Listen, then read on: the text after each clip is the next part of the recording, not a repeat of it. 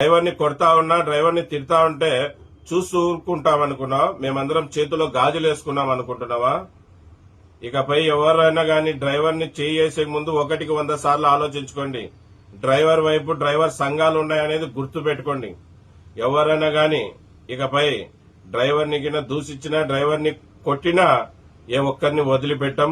ఖచ్చితంగా మీ మీద చట్ట ప్రకారంగా చర్యలు తీసుకుని మిమ్మల్ని ఊసలు లెక్క పెట్టిస్తాం. గుర్తుపెట్టుకోండి. ఏంటయ్యా, రాత్రి పగులు తన కుటుంబాన్ని వదిలి రాత్రి పగులు మీకోసం కష్టపడుతుంటాడు.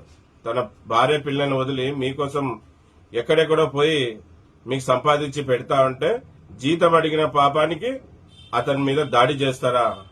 అంటే ఎవరు అడిగేవాళ్ళు లేరనే చెప్తున్నాను. గుర్తుపెట్టుకోండి. ఓనర్లకి, ట్రాన్స్పోర్టర్లకి, ఇకపై డ్రైవర్లకు ఎవరన్నా గిన కొద్దిగన్నా ఇబ్బంది పెట్టాలనుకుంటే మిమ్మల్ని ఎవరిని వదిలిపెట్టేది లేదు. మా దగ్గర నిస్వార్థంగా డ్రైవర్ల వైపు పోరాడే నిజాయితీ పరులు, న్యాయవాదులు ఉన్నారు. ఒక్క చిల్లి గవ్వ కూడా ఆశించకుండా డ్రైవర్ల కోసం వాదించే వాళ్ళు ఉన్నారు. మేము కూడా ఎంతో గర్వంగా ఫీల్ అవుతున్నాం.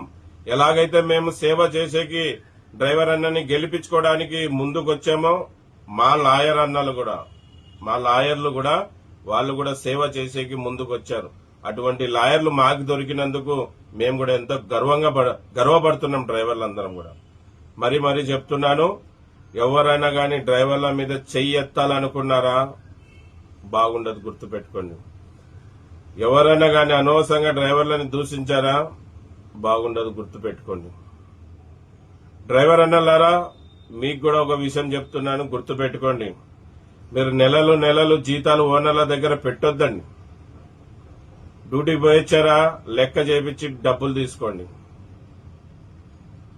వారానికి ఒకసారి ఇప్పించుకోండి. 15 రోజులకు ఒకసారి జీతం ఇప్పించుకోండి. నెలకు ఒకసారి జీతం ఇప్పించుకోండి. అంతేగాని నెలలు జీతాలు ఓనర్లని నమ్మి ఓనర్ల వైపు పెట్టొద్దండి. ఎందుకంటే ఈ ఓనర్లకి వేరే లావాదేవీలు దండిగుంటాయి. వాళ్ళు మన డబ్బులు ఇచ్చే లోపల ఇలాగా అనవసరంగా మనని దూషించడం, మన మీద నిందలేయడం, అలాగే మనని కొట్టడం కూడా జరుగుతుంది. డబ్బులు ఇచ్చే చేత కాక. మళ్ళీ డబ్బులు ఇచ్చే చేత కాలేని వాళ్ళు డ్రైవర్ని ఎందుకు పెట్టుకున్నారో నాకు కూడా అర్థం కావడంలే. చేత కాకుంటే, జీతం ఇచ్చే చేత కాకుంటే నువ్వే బండి తోలుకోవాలా. మళ్ళీ డ్రైవర్కి నెలలు పని చేయించుకొని జీతం ఇచ్చేకి ఏంటి నీకు బాధ? జీతం అడిగితే డ్రైవర్ని కొడతావా? జీతం అడిగితే డ్రైవర్ని తిడతావా?